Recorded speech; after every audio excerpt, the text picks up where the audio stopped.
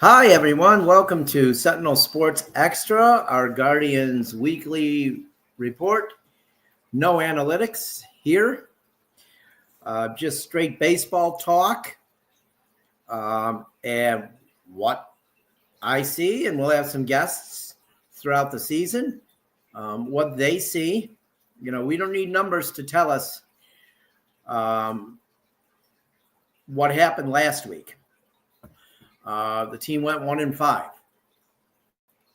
Of course, those are numbers, but we don't need any of those numbers that some people look for and act like makes them really smart because they can read those numbers. The number that mattered this week was 1-5.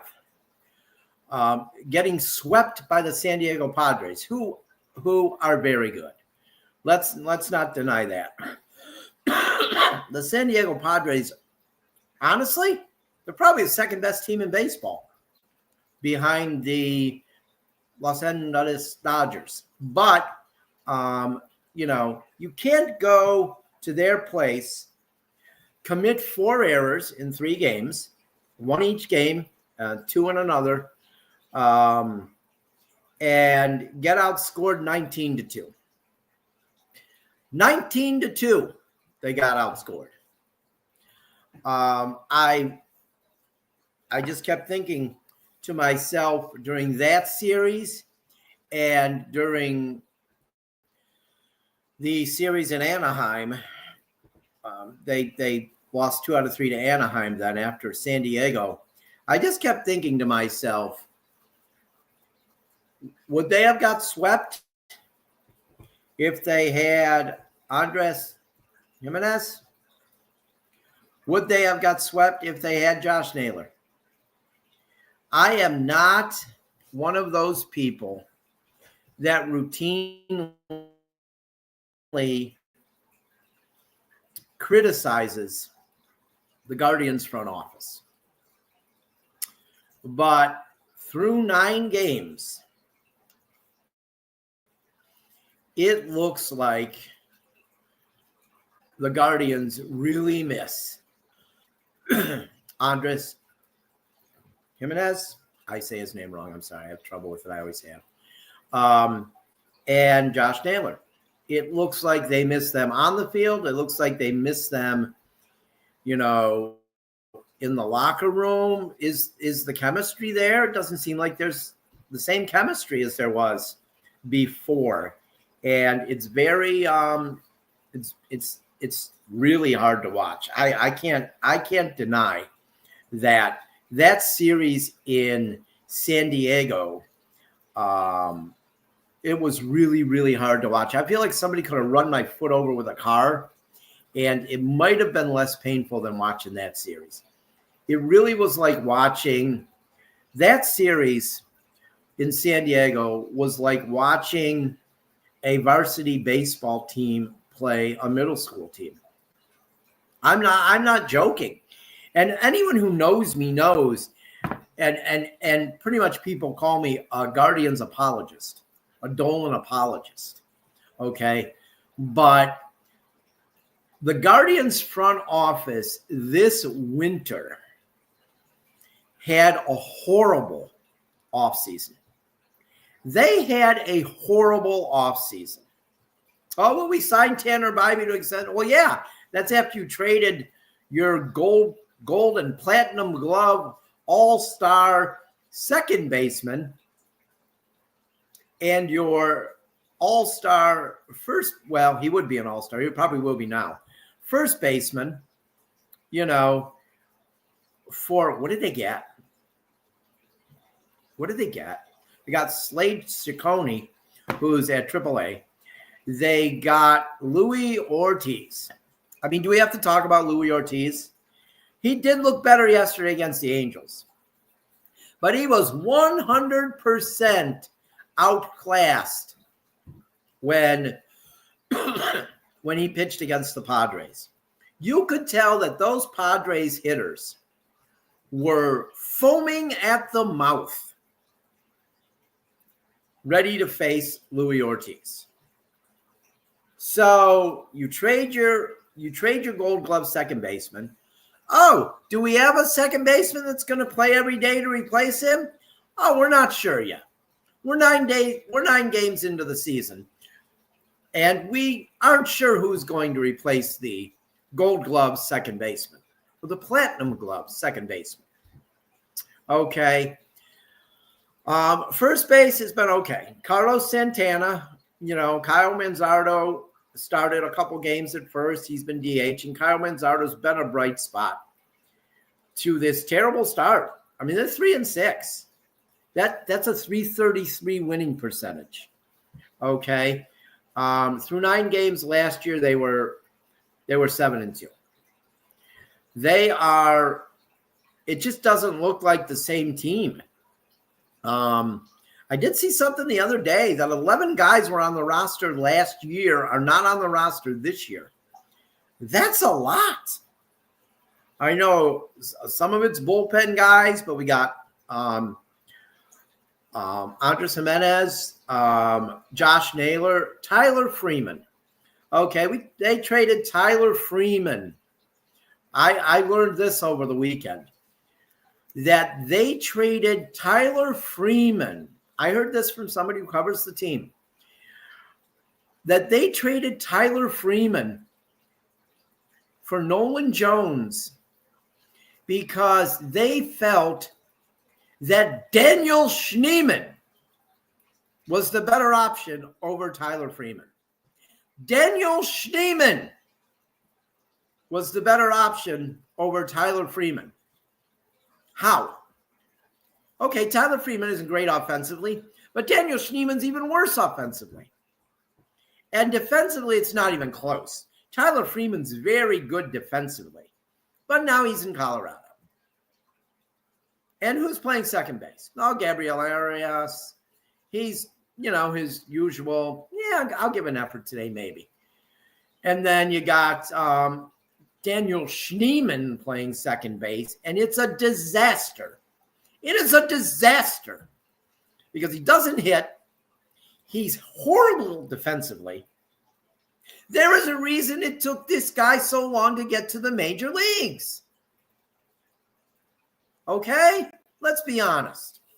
I'm sure there's some analytics somewhere that tells us that Schneemann's going to have a Hall of Fame career, because that's what this organization is running this team by now. They are running it 100% by analytics. All right? Brian Rocchio hasn't looked as good this year at shortstop. I think he misses his guy at second base. Jose has looked terrible at third base. I mean, he's hitting like he always does, but he's looked terrible at third base. And you can see that he's disgusted with it. He does not look happy right now. All right? So Kyle Manzardo's a positive. Nolan Jones, okay, he's there. That's just, I don't know. That trade made no sense to me. And you're not playing John Kenzie Noel every day. So how's he going to get on track? How's John Kenzie Noel going to have a shot at being a really good major leaguer when you play him every 3 days? How's that going to work? I've never talked to a former major leaguer who said you could play every 3 days and be successful. Power hitters cannot do that. But I'm sure there's an analytics somewhere that says, let's play John Kenzie Noel every 3 days. And we're going to expect him to be good. And then when he doesn't, they'll blame it on him. From what I heard, from my information I got, was they told Tyler Freeman that Saturday morning that he was on the team, and then 2.5 hours later had to backtrack and tell him he was going to Columbus. How's that going to help the morale of a team? It's not. I hate to say it, Stephen Vogt, the honeymoon's over. Yes, you won Manager of the Year last year, and you got to have all the books in front of you want and all the stats with your little guy, Craig Alvarez. But It's not working right now. You need to do a little human managing instead of analytics managing. Everything cannot be by the book.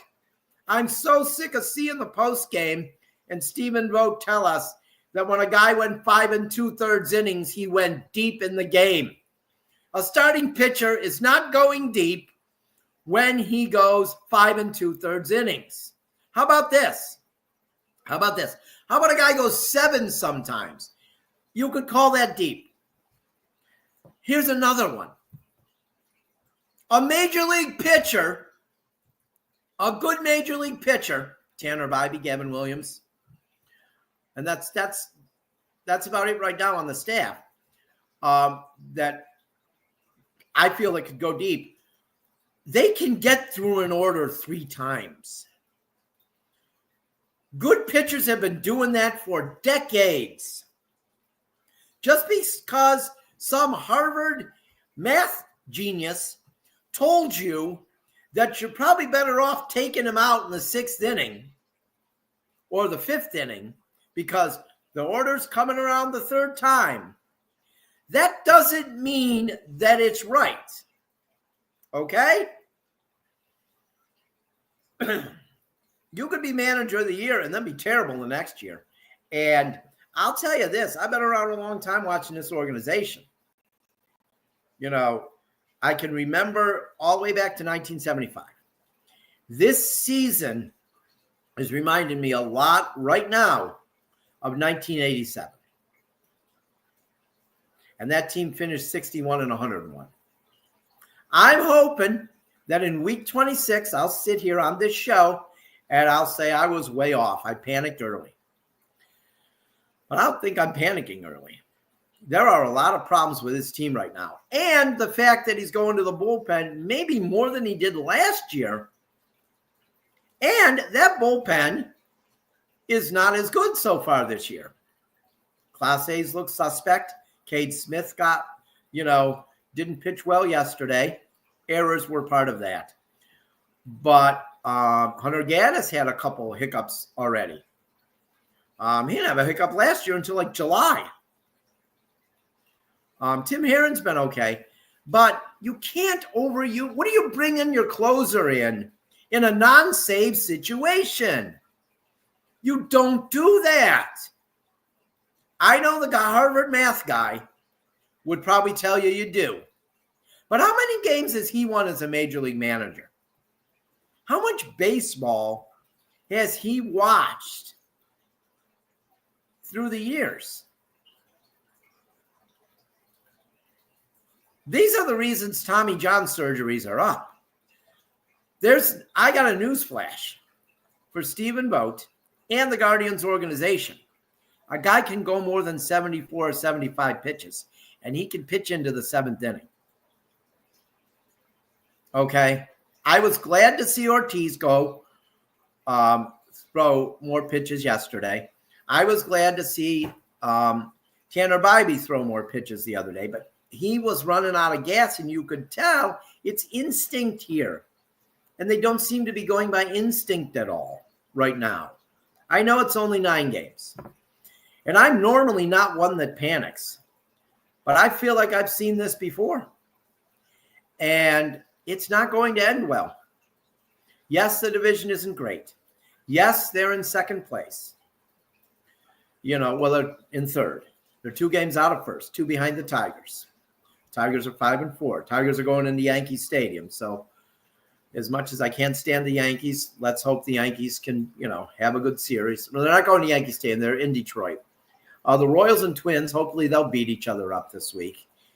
And hopefully the Guardians can get on track. They play the White Sox for 3, Tuesday through Thursday. Opening days tomorrow at 4:10. Jack Sawyer of the Buckeyes is going to throw out the first pitch. He's going to throw it to Steve Colavito, Rocky Colavito's son.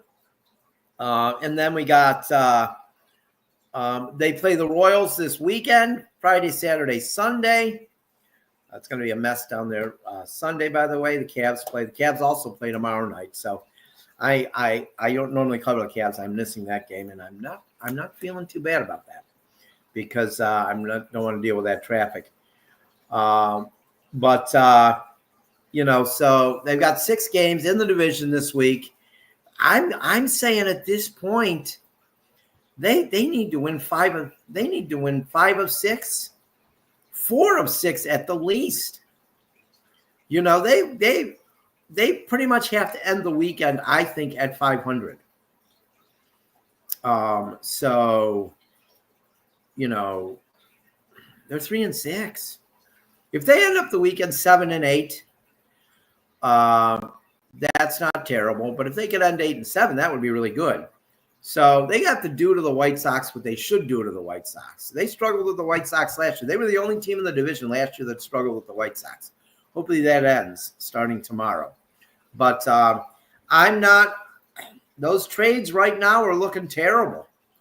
The non-activity this offseason, just signing Carlos Santana and trading those 2 guys away, it's not looking good. I was for the trades at first because I thought it would give John Kenzie Noel more time in right field. Manzardo would be the DH, and I thought that would be good. But no, they want a platoon, and then they trade for Nolan Jones. And how about this? How about instead of keeping putting Tyler Freeman back on the roster as the 26th man, what do? They bring up Jonathan Rodriguez. What has he earned to be on this roster? How much playing time is Jonathan Rodriguez going to get? They could have had Tyler Freeman or they could have had Will Brennan on this roster. He should be on this roster after they traded Tyler Freeman. I don't know. They made a lot of bad moves, and I'm usually praise this front office up and down, but this is not looking good so far. And let's hope I'm sitting here next Monday, looking like a fool, saying that I panicked too early, but I have a feeling I'm not going to. I'm going to make a prediction every week. I'm going to say what I think they need to go this week, and then what I think they will go. Okay. I think they need to go 4-2 this week. I'm going to say they go 2-4.